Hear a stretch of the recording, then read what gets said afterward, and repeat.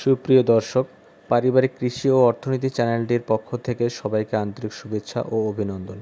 আমি আজকে আপনাদের ধুন্দল চাষ সম্পর্কে সংক্ষেপে পুরো চাষ পদ্ধতি তুলে ধরব। প্রথমে আপনারা বীজ বাছাই করবেন। বীজ বাছাই করতে ভুল করবেন না। আপনারা ধুন্দল বীজ হিসেবে কর্ণফুলী জাতকে নিঃসন্দেহে বেছে নিতে পারেন। আপনারা বীজগুলো অঙ্কুরোদ্গম করে নেয়ার পর 5 ফিট বাই 5 ফিট দূরত্বে রোপণ করবেন এবং কিছুদিন পর চারা বড় হলে এরকম সুতো দিয়ে বেঁধে মাচা তৈরি করে দিবেন।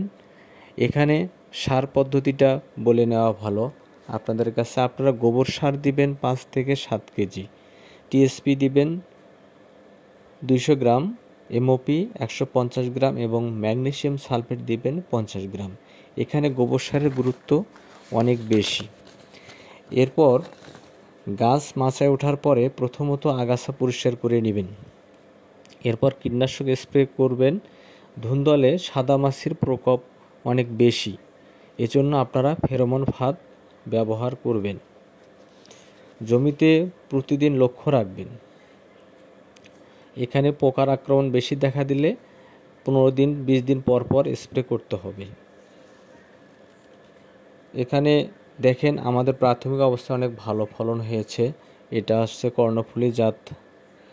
তো বন্ধুরা, আজ এ পর্যন্তই। আবারও দেখা হবে কোনো না কোনো ভিডিও নিয়ে।